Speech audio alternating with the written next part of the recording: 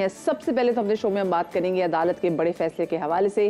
सियासतदानों की नाअहली ताहयात नहीं होगी। सुप्रीम कोर्ट ने आर्टिकल 62(1)(f) के तहत नाअहली की मुद्दत के केस का फैसला कल सुना दिया। अदालत ने ताहयात नाअहली के खात्मे का फैसला 6-1 के तनासुब से सुनाया। नवाज शरीफ और जहांगीर तरीन की ताहयात नाअहली खत्म हो गई। अदालत ने रिमार्क्स दिए कि आइन में कहाँ लिखा है कि नाअहली की सजा ताहयात होगी। ऐसा नहीं होना चाहिए कि जब मूड में हो तो ताहयात नाअहल कर दें और जब मूड नहीं है तो नाअहली ख़त्म कर दें। ख्याल रहे कि चीफ जस्टिस मिस्टर जस्टिस काजी फायज ईसा की सबराही में 7 रुकनी बेंच ने समाअत की थी और फैसला 5 जनवरी को महफूज किया गया था। इसी हवाले से तफसील में बात करेंगे। हमारे साथ स्टूडियोज़ में मौजूद हैं ब्यूरो चीफ कराची असलम खान साहब और सियासी तजियाकार माजिद निज़ामी हमें ज्वाइन करेंगे। हम दोनों को शामिल गुफ्तगू करेंगे। अस्सलाम वालेकुम असलम भाई। अस्सलाम वालेकुम Majid and a very good morning. सबसे पहले तो माजिद मैं आपसे जानना चाहूँगी कि दिस इज़ प्रॉबेबली एक ऐसा फैसला जिसमें हम देख रहे हैं कि तमाम पॉलिटिकल पार्टीज़ की जानिब से it has been very well received. इस पे आप क्या पहले कॉमेंट करना चाहेंगे? जी बहुत शुक्रिया।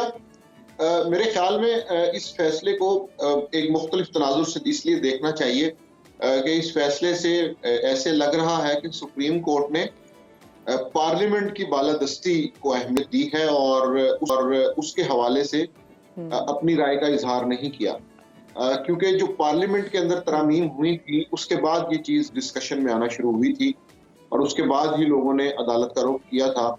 तो पहले अदलिया में ऐसी मिसालें मौजूद रही हैं कि उन्होंने पार्लियामेंट के या मुकर्रना के फैसलों को या उनकी राय को तब्दील किया है, उसकी तशरीह कुछ और की है। अब ऐसा नहीं हुआ। अब ऐसा हुआ है कि उन्होंने पार्लियामेंट के जो फैसले हैं उनको बिल्कुल नहीं छेड़ा और उसको दुरुस्त मानते हुए उन्होंने ये जजमेंट दी है। और मेरे ख्याल में कि इससे फिलहाल तो ऐसे लग रहा है कि मियां नवाज शरीफ को फायदा होगा, लेकिन लॉन्ग टर्म में इसका फायदा इमरान खान को भी होगा। ये अक्रॉस द बोर्ड मेरा ख्याल है एक रिलीफ है।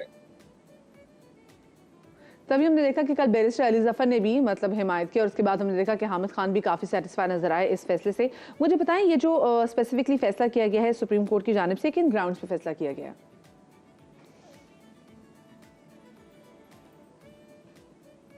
जी इसके अंदर 2 से 3 बड़े इंपॉर्टेंट पॉइंट्स हैं। एक तो ये है कि जो नाअहली है, जाहिरी बात है वो तो किसी जुर्म या किसी इल्ज़ाम के बाद ही अमल में आती है।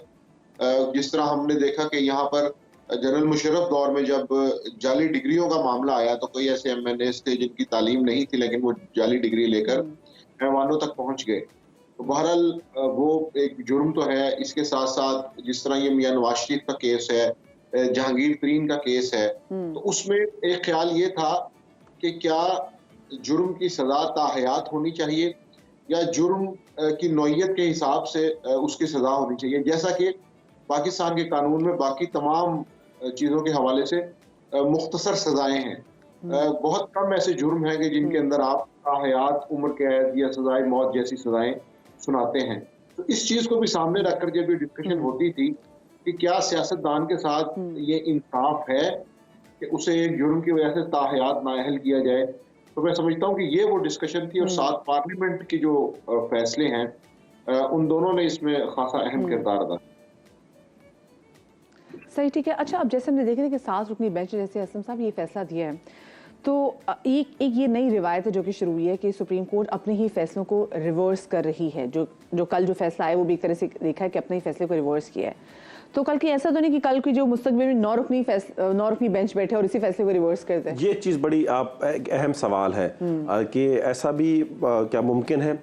लेकिन देखें इस वक्त हम बात करें तो इस फैसले का तो सबको फ़ायदा हुआ। तो मेरे ख्याल में कि कोई भी जमात उसको चैलेंज करने की पोजीशन में नहीं होगी कि वो जाके उसको चैलेंज करे। और लेकिन ये बात बहरहाल खुश आइंद है कि अगर ये गलत फैसला हुआ तो उसको रिवर्स किया जाए। ऐसा ना हो जाए कि पत्थर की लकीर जो 8 फरवरी के इंतखाबात के हवाले से लगता है कि वो हो भी जाएंगे। लेकिन ये कि ये एक अच्छी बात है कि अगर एक गलत फैसला हो गया है तो उसको आप उसको रिवर्स कर लें, उस पर नजरसानी कर लें। लेकिन जहाँ तक बात है कि क्या 9 रुकनी बेंच, ऐसा तो नहीं कि आइंदा फिर एक 9 रुकनी बेंच समाप्त कर रहा हो कि जी वो एक गलत फैसला हो गया था, ताहयात नाअहली वाला मामला अगर ना सही, एक जिस तरह सजाए उम्र कैद की हो या सजाए मौत की हो, लेकिन सियासतदानों के लिए भी कोई ना कोई तायुन होना चाहिए। सिर्फ 5 साल की सजा की नाअहली वाला मामला ना हो, उसको थोड़ा सा बड़ा होना चाहिए, क्योंकि जितना बड़ा ओहदा है उतनी बड़ी जिम्मेदारी भी होती है। लेकिन बहरहाल इस वक्त तो हुआ ये कि सारी सियासी जमातें इसको खुशाइंद करार दे रही हैं, क्योंकि इससे सबको फायदा होगा। इस वक्त नजर आ रही है, बेनिफिशियरी सारी पार्टी है। इस वक्त बजाय ऐसा लगा कि नवाज शरीफ साहब के लिए फैसला हो गया, जहांगीर तरीन साहब को फायदा हो गया, लेकिन लॉन्ग टर्म बानी पीटीआई को भी फायदा होगा और जो दीगर सियासतदान है उनको भी फायदा होगा। और जिस वक्त ये फैसला हुआ था, वैसे उस वक्त कहा गया था कि ये फैसला इस तरह नहीं होना चाहिए था या इस तरह की नहीं होनी चाहिए थी। खुशियां मनाई गई, मिठाइयां बांटी गई, लेकिन आज वो उन्हें भी वो उसका मजा चखना पड़ रहा है इस तरह की सूरत हाल का। तो ये फैसले होते हैं कि वो लम्हों ने खता की थी, सदियों ने सजा पाई, वो वाला मामला हो जाता है कि उस वक्त आपकी खुशी थी, फिर आपको भुगतना पड़ा।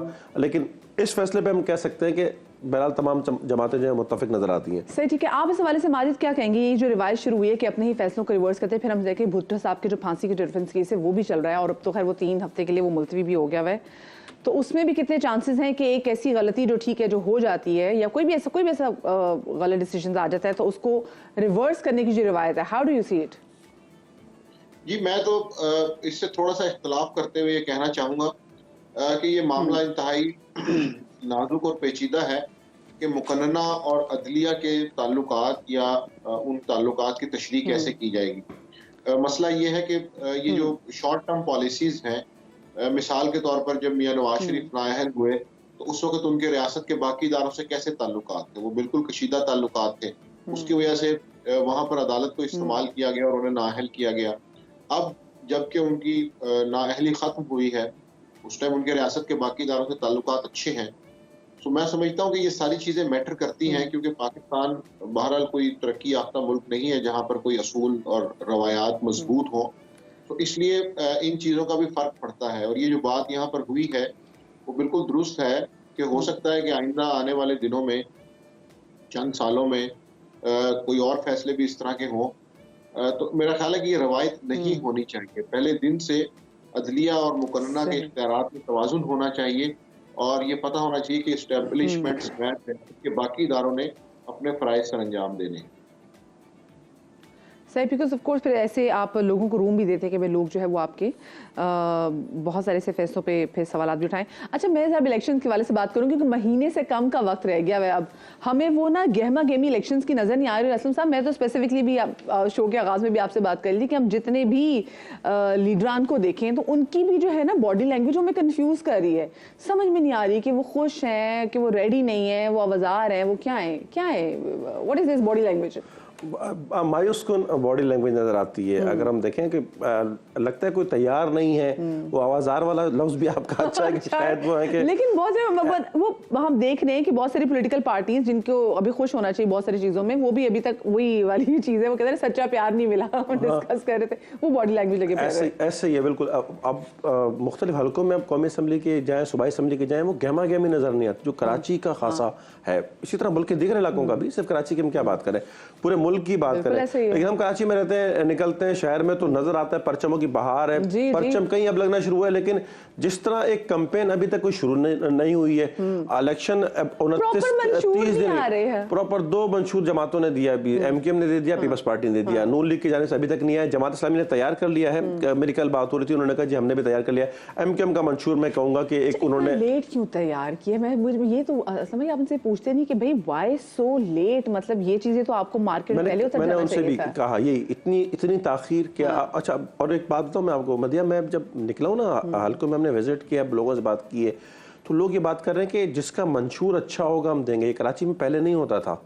अच्छा। ये लोगों ने कहा, कोई रॉयल्टीज पुरानी पार्टी से नहीं, ये देखिए मैं पूरे नहीं बात करूंगा, हर आदमी ने नहीं कहा, लेकिन अगर 10 हैं तो 10 में से 2 लोग जरूर ये बात कर रहे थे कि हम मंशूर देखेंगे कि इनका मंशूर है क्या। लोग इन पार्टी बात कर रहे हैं। हाँ। तो ये बड़ी चेंज है। वैसे होता ना कि जिस पार्टी ने जो मंशूर दे दिया और समझ लिया कि जी, और हम भी समझते थे कि इससे क्या फर्क पड़ता है, लेकिन आप जब ग्राउंड पे निकल के बातें करते हैं, लोगों से पूछते हैं, आप चाय के होटल पर बैठकर हम बात कर रहे थे लोगों से कि क्या आप सोच रहे हैं, किसको जवाब देंगे। वो कुछ रिवायती के peoples party, MQM, Jamaat Islami जो है, लेकिन कुछ लोग ऐसे भी हैं जो कह रहे हैं कि मंशूर हम देखेंगे, किसके मंशूर में क्या नई चीज है, वो क्या वादा करके लेके आ रहे हैं, वो क्या दावा कर रहे हैं, ये देखें, ये एक चीज अच्छी बात है ना, सोच रहे हैं, ये बता रहे हैं कि लोग सोच रहे हैं। अच्छा, पीपल्स पार्टी ने रिवायती 10 नुकाती दे दिया, मैंने एमकेएम का मंशूर देखा 25 नुकाती। अब वो एक हम अभी बात भी कर रहे थे कि कितना अमल होता है, पहले भी हमने बात की कितना अमल नहीं होता, लेकिन देखिए कोई चीज तो आप सोच रहे ना कि मतलब जब सियासी जमातों का कोई विजन तो हो ना कि वो आगे क्या चीज लेके आ रही है, डिलीवर कर रही है लोगों को अट्रैक्ट कर रही है कि नहीं कर रही है। तो ये चीजें, रोजगार वाला मामला था, बेनजीर इनकम सपोर्ट प्रोग्राम, उसको लोगों ने सराहा पीपल्स पार्टी का। अब अगर मैं देखूं कि एमकेएम का मंशूर 10 साल हेल्थ की इमरजेंसी, 10 साल तालीम की इमरजेंसी, यूथ के जरिए वो $100 का ज़र मुबादला कमाना, उसका $100 का, और उसके साथ साथ जो नए शहर बन रहे हैं उसमें इंडस्ट्रियल जोन्स का कयाम करना। अच्छा, सिर्फ ये है कि वो एक इनकम सपोर्ट प्रोग्राम नहीं होगा, जनरेशन फंड, कि कैसे फंड जनरेशन करें, जिस तरह हम बात करते हैं कि सिर्फ आप लोगों को खाना खिला करके या घर बैठे 12,000 रुपए ना दें उनको, उनकी स्किल्स को बढ़ाएं, उसको सलाहियतों को बढ़ाएं ताकि हम फंड रेज कर सके। इसमें बिलावल भुट्टो कभी सुन रही होती हूँ, वो बार बार जब कह रहे होते हैं कि जी हम जो तनख्वाह वो डबल कर देंगे, लेकिन ये होता है कि जी जनरेट करना है, वो फंड हम जनरेट कैसे करेंगे जो आगे ऐसे ही ये चीज उसमें मुझे नजर आई, जो एमकेएम का एक मामला था उसमें एक नजर आया कि जी वो कोई कुछ सोच रहे। अच्छा, माहौलियाती आलूदगी पर पीपल्स पार्टी के मंशूर में कोई बात नहीं है, हालांकि पहले अगर हम बात करें, काम किया इसमें, जी हाँ बिल्कुल बहुत काम किया है उसमें एमकेएम के पास मंशूर में कुछ इस्लाहत है, आबी आलूदगी, समुद्री आलूदगी के, फज़ाई आलूदगी के, बिल्कुल ऐसे ही है। अब माहौलियाती आलूदगी पे देखें लोग बात नहीं कर रहे, हालांकि पीपल्स पार्टी ने काम किया। ऐसा नहीं है कि नहीं काम किया, मान ने तो उनको वर्ल्ड वाइड नॉलेज भी किया गया। अच्छा, मैं माजिद आपसे जरा जानना चाहूंगी, मुझे बताएं लाहौर में आपको कुछ चीज अनयूजुअल नजर आ रही है इलेक्शन कैंपेन्स को लेकर? बिल्कुल भी नजर नहीं आ रही। उसकी वजह यह है कि अभी जिस तरह बात हो रही थी कराची की, तो लाहौर में भी इससे मिलती जुलती सूरत हाल ही है। उसकी वजह यह है कि अभी भी हालांकि 30 दिन रह गए हैं और अभी भी आवाम की तरफ से और लोगों की तरफ से यही सवाल होता है कि क्या इलेक्शन होने हैं या नहीं। उसकी वजह यह है कि हमें आपने कहा कि सच्चा प्यार नहीं मिला, तो 2 धोखे हमारे साथ हो चुके हैं। पंजाब असेंबली के इलेक्शन होने थे और खैबर पख्तूनख्वा में इलेक्शन होने थे, तो वहां पर हमारे साथ धोखे हो चुके हैं। तो इसलिए आवाम अब फूंक फूंक के कदम रख रही है और वो ये सोच रहे हैं कि क्या अब इलेक्शंस होंगे या नहीं होंगे। दूसरी बात यह है कि अगर इलेक्शंस होते भी हैं तो जो फिजा है तहरीक इंसाफ के हवाले से, तो लोगों के अंदर एक नाउमीदी और खौफ भी पैदा हो रहा है कि अगर तहरीक इंसाफ का वर्कर होना या हमायती होना इस वक्त एक खासा मुश्किल काम है। तो इलेक्शन में अगर पोलिंग डे पे वो लोग जाएंगे तो हो सकता है उन्हें मुश्किलात का सामना हो। तो इस तरह से कंफ्यूजन जो है वो इसलिए है कि एक तो पहले जो इलेक्शंस के ऐलानात हुए वो नहीं हुए, फिर ये है कि इस वक्त तहरीक इंसाफ टारगेट पे है। माजिद, अगर हम पाकिस्तान की हिस्ट्री देखें, इलेक्शंस की हिस्ट्री देखें, तो कोई नई चीज तो नहीं होगी। हमने तो पहले भी देखा, सिर्फ कोई एक किसी पॉलिटिकल पार्टी तो नहीं कि जिसके भी फॉलोअर्स को लग रहा है या सपोर्टर्स को लग रहा है कि उनके लिए अगर पोलिंग बूथ तक पहुंचना मुश्किल काम हो सकता है। ये तो बहुत सारी दूसरी पार्टियों के लोगों ने भी पहले भुगता हुआ है। जी बिल्कुल ऐसा ही है, लेकिन इस दफा इंटेंसिटी थोड़ी ज्यादा हो गई है। इस दफा तरीके थोड़े बदल गए हैं, मॉडर्न डे आ गया है। सो पहले तो सिर्फ पोलिंग डे के ऊपर लड़ाइयां होती थी, अब उससे पहले ही काम स्टार्ट हो चुका है। सो इसलिए वक्त के साथ साथ इसके अंदर जिद्दत आ रही है और मॉडर्न टेक्निक्स यूज की जा रही हैं, इसलिए मामला थोड़ा सा मुख्तलिफ है। पहले ये जरूर होता था कि इलेक्शन की गहमा गहमी होती, ये बात दुरुस्त है कि अपोजिशन की पार्टीज को मुश्किलात होती थी, लेकिन इलेक्शन की गहमा गहमी इस दफा नजर नहीं आ रही। बैनर्स और पोस्टर्स की हद तक तो शायद कुछ मामला शुरू हो गया है, लेकिन कॉर्नर मीटिंग्स, जलसे, इंतखाबी दफातर के अंदर चाय चलना, खाने चलने, ये सारा कुछ अभी तक नहीं हो रहा, जो कि मैं समझता हूँ कि 30 दिन अगर रह गए चाय पानी तो शुरू हो जाती थी। हाँ माजिद, मैंने तो लाहौर में कोई खंबा खाली नहीं देखा जब भी इलेक्शन होने होते थे। हर खंबे पे किसी न कोई 1500 तो तस्वीरें लगी होती थी। इस बार ऐसा लग रहा है खंबे अभी भी तस्वीरों को लेके काफी यतीम नजर आ रहे हैं। लेकिन मैं वही चीज है कि लाहौर में वो गहमा गहमी कॉर्नर मीटिंग है, बिल्कुल कॉर्नर हो गई है, बिल्कुल एग्जैक्टली। उम्मीदवार भी कॉर्नर हो गए, कोई मैदान में नहीं है, कोई जिसे अब तो जिसने चाय पिलानी वो भी सोच रहा है कि मुझे इलेक्शन में कोई फायदा होगा कि नहीं होगा। ऐसे ही है। कल हम एक जगह पे थे, हम यही बात कर रहे थे कि यहाँ पर पहले तो एक होता था कि जहाँ उम्मीदवार का दफ्तर होता था वहां पर होटल भी खुल जाया करते थे और चाय का और लंगर का इंतजाम हो जाता था। अब एक महीना है और लंगर का कोई दूर दूर तक पता नहीं है। और देखिए एमकेएम ने एक जलसे का अनाउंस किया हुआ 21 जनवरी को, और एमकेएम तो अगर 22 साल के हैं तो 22 जलसे छोटे बड़े कर जाती थी। एक अनाउंस है 21 जनवरी का। मुझे पिछले उन्होंने हर संडे को शुरू किया हुआ था सिलसिला। वो टाउन में वो इंतखाब एक मुहिम था, वो भी रुकी हुई है, वो भी रुकी हुई है इस इलेक्शन की वजह से, वो भी रुकी हुई है। वो उन्होंने 5-6 टाउन किए और उसके बाद अब वो मामला रुक गया है। लेकिन वो तो एक अवामी राब्ते का मामला था। इलेक्शन के प्रॉपर एक जलसे होते थे ना, जिसको हम कॉर्नर मीटिंग्स कर लें, उस उम्मीदवार की एक बड़ी कॉर्नर मीटिंग होती थी। ये तो टाउन के तंजीमी जलसे थे, इनके तंजीमी प्रोग्राम थे। लेकिन वो एक उम्मीदवार के हक में वहाँ पर एक अनाउंसमेंट हो जाती थी, और उसके साथ साथ जो सूबाई और कौमी असेंबली के मेंबर हैं वो बाकायदा तौर पर वहाँ पर अपना एक दफ्तर भी खुल जाते था और काम हो जाता था। अब ना एमकेएम कर रही है, ना पीपल्स पार्टी की जानिब से, जमात इस्लामी की जानिब से, उधर नून लीग भी नहीं करी। नून लीग की भी बॉडी लैंग्वेज समझ में नहीं आ रही, बस परेशानी। इसीलिए तो हम लोग जब भी किसी के मतलब कि दोस्त अकारब से मिलने, तो सलाम के बाद पहली बात हम पूछते हैं कि अस्सलाम वालेकुम, इलेक्शन हो रहे हैं कि नहीं हो रहे, क्योंकि हमें खुद अभी तक यकीन नहीं है पॉलिटिकल पार्टीज की एक्टिविटीज को देखते हुए। बहुत शुक्रिया जी असम खान साहब, हमारे कराची के ब्यूरो चीफ हमारे साथ मौजूद थे, और साथ में हमारे साथ सियासी तजज़ियाकार माजिद निज़ामी लाहौर से मौजूद थे। आप दोनों का बहुत शुक्रिया।